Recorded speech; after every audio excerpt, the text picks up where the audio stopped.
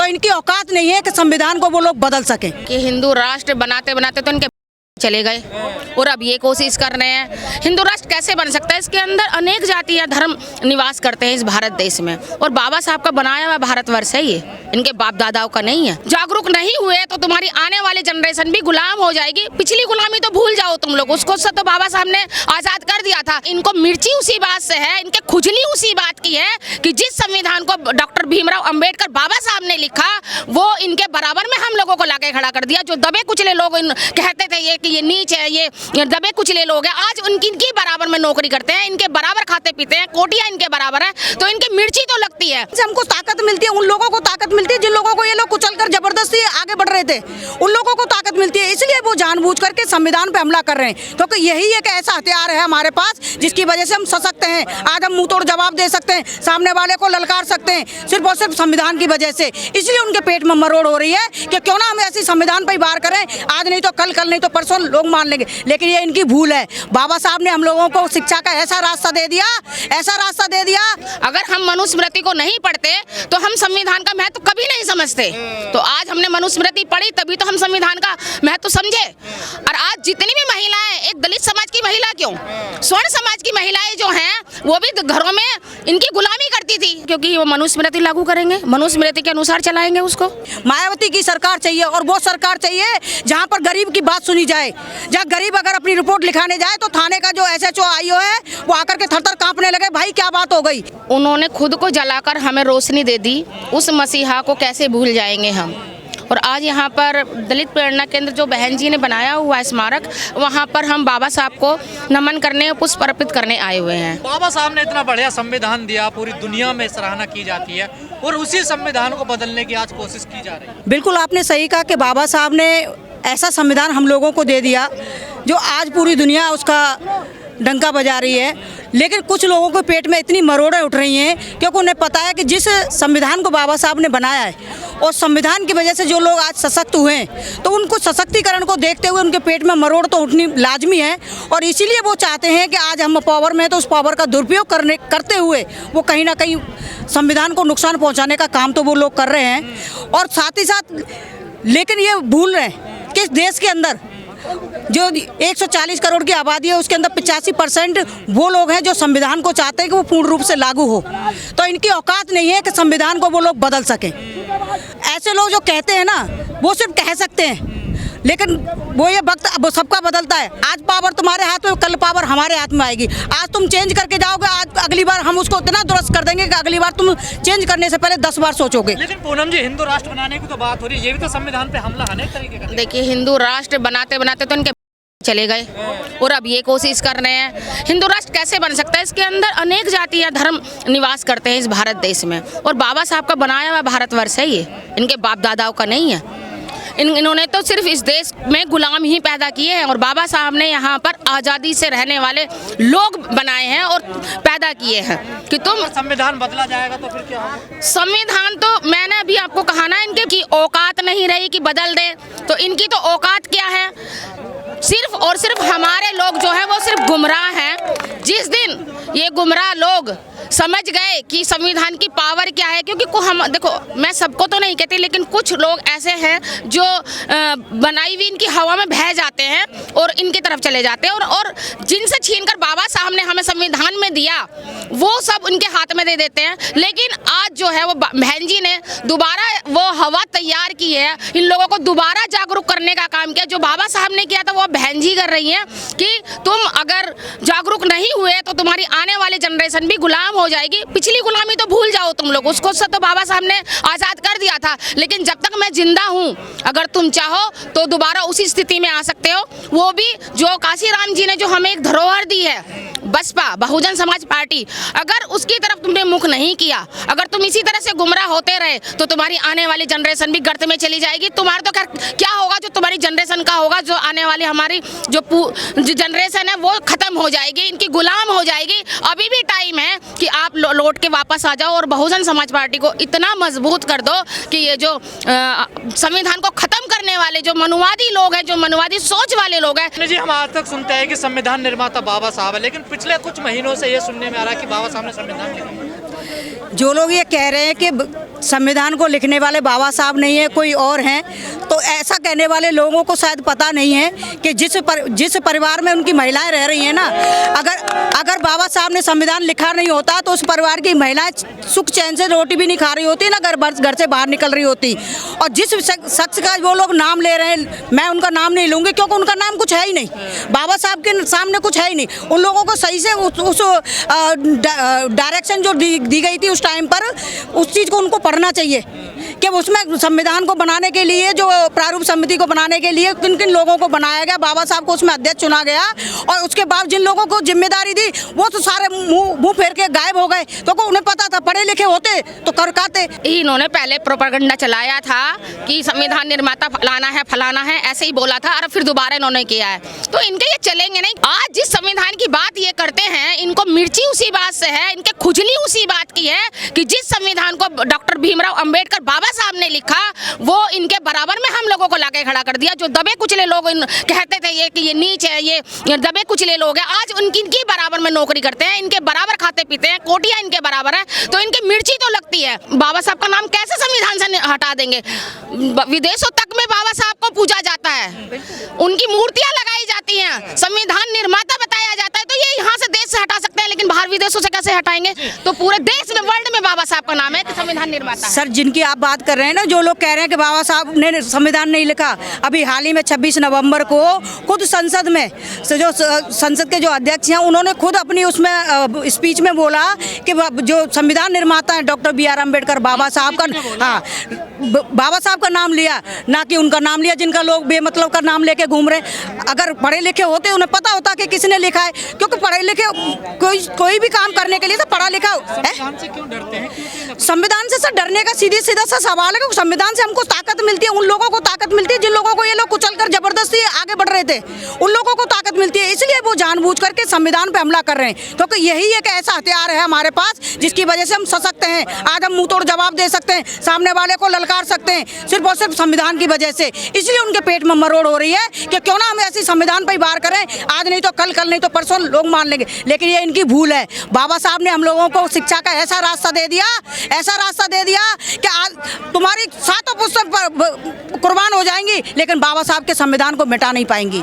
ये इनको याद रखना पड़ेगा। और मैं तो कहती हूँ कितने मूर्ख लोग हैं, उनको खुद को होश आना चाहिए कि हमारी जो समाज की जो बड़े खुद की बहन बेटियां हैं, वो जो 1.5 हाथ का घूंघट लेकर के बैठी थी, आज वो बाबा साहब के संविधान की वजह से आज उनका घूंघट हट गया। आज वो इतनी सशक्त हो गई कि हर क्षेत्र में वो आदमियों से आगे निकल रही है। तो संस्कृति नजर नहीं आती, इसमें भारतीय संस्कृति नहीं है। कौन कह रहा भारत की संस्कृति नहीं है? तमाम साधु संत और क्या कर रहे हैं, यही तो कह रहे हैं। साधु, इसका मतलब साधु संतों को खुद पता ही नहीं कि संस्कृति क्या होती है। साधु संतों का काम होता है कि निर्मल विचार अपने लोगों तक पहुंचाए, लोगों के अंदर मानवता जगाए, वो काम तो करते नहीं है। वो सीधे उन्हें तो राजनीति में आना, तो उनके अंदर कहाँ है साधु संस्कृति? सर, मनुस्मृति की वकालत कर रहे हैं ना, देखिए ये लोग तो आज। देखिए वो तो करेंगे ही ना, उनको सिखाया यही गया है, उनको पैसा इसी चीज का दिया जाता है। वो साधु संत कोई है? वो जगत गुरु है। अरे जगत गुरु बनाया किसने? उन मनुवादी लोगों ने जो आज सत्ता पर बैठे हुए, उन्होंने ही उन्हें जगत गुरु बनाया। कोई लोगों ने कोई बनाया है? आज वो पैसे दे देकर जगत गुरु बन गए और आज उन्हीं के कहे अनुसार वो काम कर रहे हैं और रूमर फैला रहे हैं लोगों में। कह रहे हैं आप लोगों ने मनुस्मृति पढ़ी नहीं और उसका विरोध करना शुरू कर दिया। मनुस्मृति पढ़े बगैर हम संविधान का महत्व समझते ही नहीं।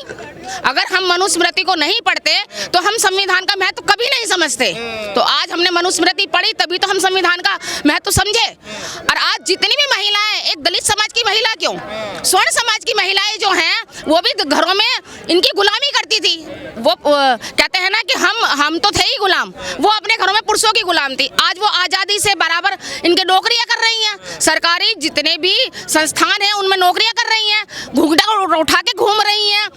उनको जो चीज़ें हम दलित महिलाओं को मिलती हैं वही सब कुछ उनको भी मिलता है। तो इनकी तो आंखें बंद है, मुझे लग रहा है। पर रजनी जी, बाबा साहब को सिर्फ एक जगह समेट के रख दिया कि वो दलितों के नेता, पर उन्होंने तो सबके लिए काम किया। तो जो लोग ये कहते हैं कि बाबा साहब दलितों के नेता है, आदिवासी महिलाओं के लिए लड़ाई लड़ी, उसके लिए तो मैं कहूँगी सर उनके अंदर बुद्धि विवेक नहीं है। इसका मतलब उन्होंने कुछ भी नहीं देखा, ना ही पढ़ा, ना ही समझा।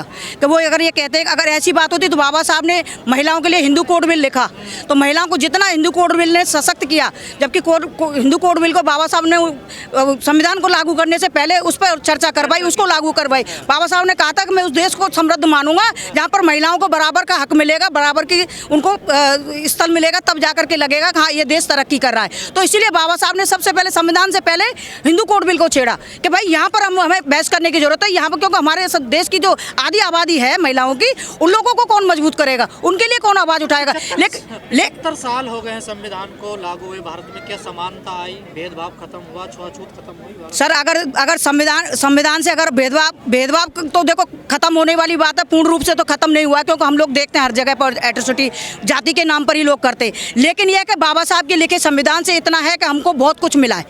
आज बाबा साहब का संविधान ही है जो आज देश के राष्ट्रपति बन करके जो शेड्यूल ट्राइब की जो महिला हैं वो बाबा साहब के संविधान की वजह से राष्ट्रपति बनी है। जो हमारे उत्तर प्रदेश की 4 बार मुख्यमंत्री बहन कुमारी मायावती जी बनी, वो बाबा साहब के संविधान से बनी है। बिल्कुल नहीं हो पाएगा, क्योंकि वो मनुस्मृति लागू करेंगे, मनुस्मृति के अनुसार चलाएंगे उसको, और वो हमें बिल्कुल भी मंजूर नहीं है।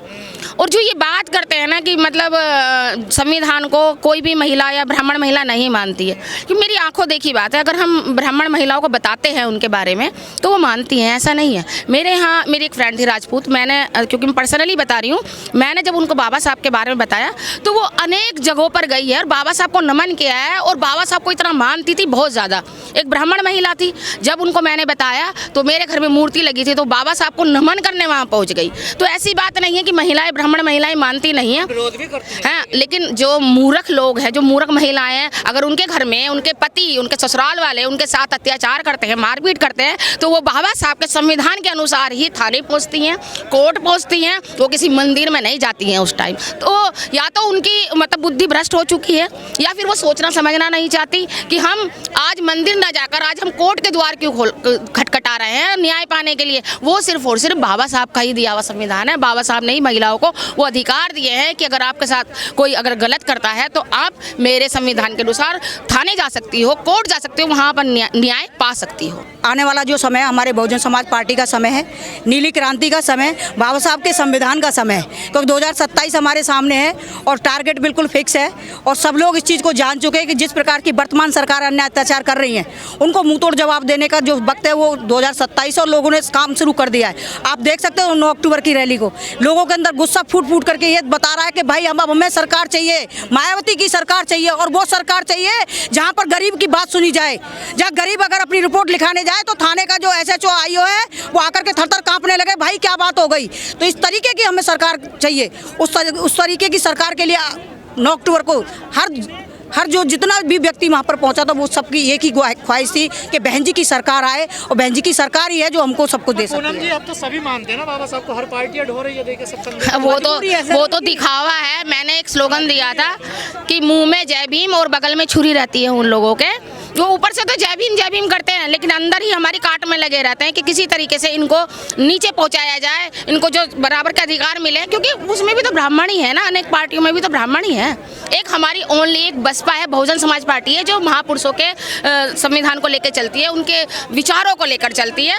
और मैं तो कहती हूँ ना कि जितने भी लोग हैं, सिर्फ एक बात बोलना चाहती हूँ अपने समाज के लोगों से नहीं, अन्यों से भी, कि ऐसे लोगों के जो ऐरे गहरे नथु खैरे जो आज हीरो बनकर उठे हैं, जो दिखाते हैं कि मैं ही तुम्हारा मसीहा हूँ, ऐसे लोगों से दूर रहें। वो आप पर सिर्फ ओनली उसके कानून के शिकंजे कसवाएंगे, वो आपको जेल भेजेंगे, वो आपको गुमराह करेंगे, और इस गुमराह का नतीजा ये होगा कि हमारे जो 18 से 20-25 साल के जो लड़के हैं वो जेल पहुंच जाएंगे। अपने बच्चों को संभालें, उनको सही राह दिखाएं, क्योंकि वो राह से भटक रहे हैं। उन भटके हुए लोगों को पहले उनको यही काम करना चाहिए कि जो अपने बच्चे भटके हुए हैं उनको वापस ले आएं, और उनको बताएं अपने काशीराम जी की जो धरोहर है, बसपा है, उन्होंने हमें एक प्लेटफॉर्म दिया है, हमारा घर दिया है, उसकी तरफ रुख करवाएं, और कहें कि भाई आने वाला जो समय 2027 में जो है वो बहुजनों का होने वाला है।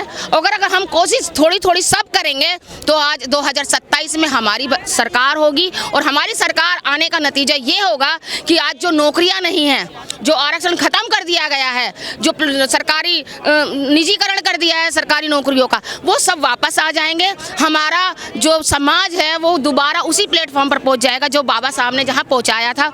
अगर तुमने नहीं मानी हमारे महापुरुषों की या बहन जी की नहीं मानी तो आने वाला समय बहुत बुरा होगा, क्योंकि अभी आप देख रहे हो कि इनकी सरकार आते ही आते हमारे लोगों के साथ इतने एट्रोसिटी हुई है, इतनी, और न्याय किसी को भी नहीं मिला। आप ये सोचते हो कि न्याय मिल जाएगा, कुछ जो मसीहा है वो जाते हैं अपना मुंह चमकाते हैं और वापस आ जाते हैं, कुछ लोगों को जेल पहुंचवा देते हैं। तो ये काम बहन जी ने कभी भी नहीं किया, अपने लोगों को हमेशा उन्होंने सेव किया है। अभी बहन जी ने जो 9 अक्टूबर की जो रैली करी थी उसमें आप लोगों ने देखा था कितनी शांति प्रिय रैली हुई थी और लाखों की संख्या में लोग थे वहाँ पर, लेकिन कहीं भी कोई ऐसा हादसा नहीं हुआ कि किसी को चोट लगी हो या कुछ ऐसा हादसा हुआ हो। और मैंने तो देखा 150 की रैलियां कराते हैं और उसमें भी लोगों को जेल पहुंचा देते हैं। तो ऐसे लोगों से दूर रहें, गुमराह होने से बचें और बसपा और बहुजन समाज पार्टी को मजबूत करें और अपना जो भविष्य है उसे उज्जवल करें। कुल मिला के अंत में हमारी 2027 में हमारी सरकार आ रही है बहुजन समाज पार्टी की, तो सभी लोग तन मन धन से लगे हुए हैं और भी लगेंगे सर इसमें।